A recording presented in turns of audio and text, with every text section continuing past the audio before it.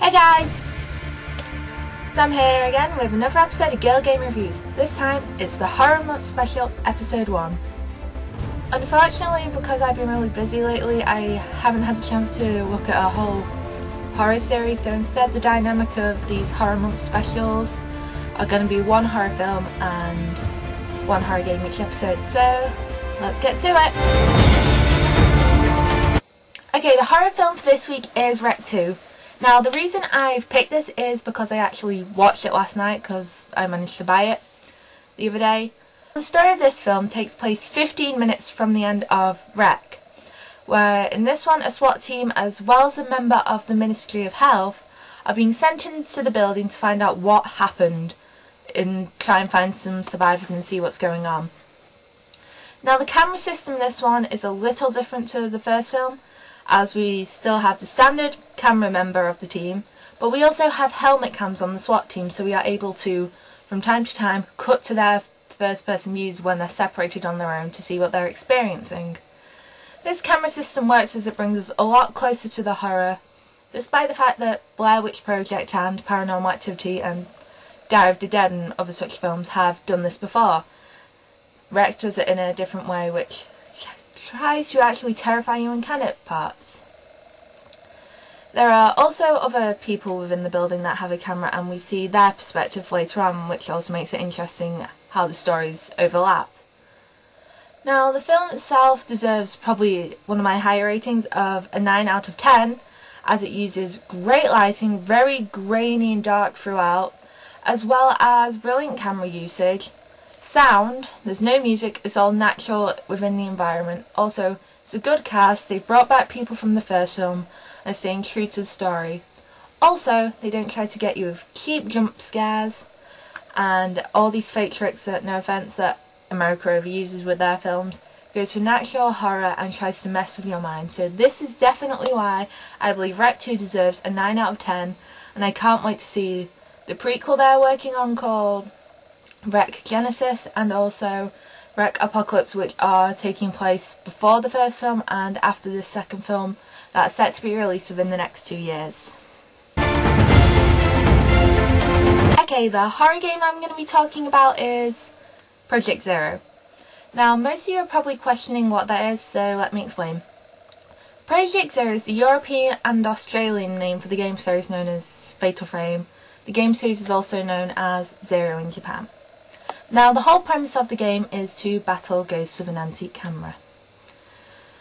The story of the first game is you play as the character Miku Hinasaki, who has gone to Himuro Mansion looking for her brother Mafuyu after he's been missing for a couple of weeks. Now, the reason Mafuyu went for this mansion in the first place is he's looking for his teacher, who is a writer of folklore, Junshi Takamine, who disappeared there with his assistant and editor, Tomo and Koji. Now, the game is spread across 5 chapters, which also includes the introduction. Now, for the introduction, play as Mafuyu, as he's just entered the mansion and exploring around. This chapter to get used to the controls and the camera battle systems. Whereas the rest of the time you're playing as Miku Hinasaki, and each night you learn more about the mansion's dark past, what happened here, as well as possible clues to your brother, such as the first night. The first night is spent purely on finding out what happened to Junshi Takamine, Tomo and Koji, and about them. The second night is focused more on a game that's part of the ritual called Demon Tag, which mostly spends you chasing around demon little ghost children, which is never fun. The rest of the nights, so I don't get spoiled, are sort of similar. Each night focuses on different rituals and aspects of the story, as well as what's going on.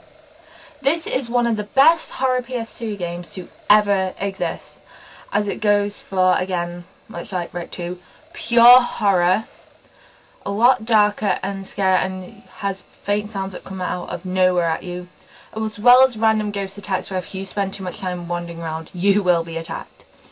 It tries to go for pure, genuine fear, and is one of the most terrifying games you can play if you play it in the middle of the night with the lights off. Guaranteed you won't get much sleep. Now, seeing this with the first game, and I need to clear this up seriously because I'm sick of people saying and arguing with them. it's not based on a true story. Although on the US release of the game it says it on the box, that is the only edition. On the Japanese releases and the European ones, it doesn't say anything about being based on a true story. In actual fact, there is a place called Himura Mansion that they base their whole design on. That's about it. The story itself comes from 2 Japanese folklore legends and like urban legends around the area. And that is where the story comes from. The sort of rituals they were doing, there has been no evidence to say it is true.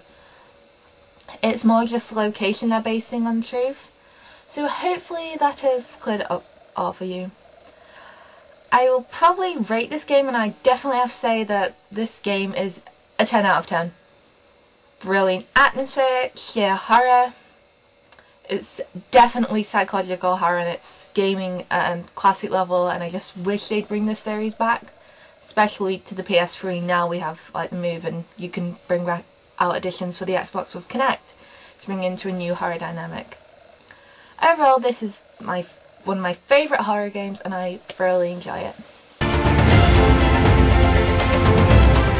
Okay guys, that's it for episode 1 in our Horror Month special.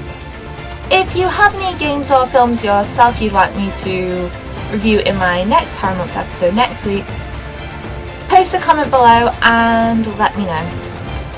This is Sam and you've been watching Girl Game Reviews. Hope to see you soon!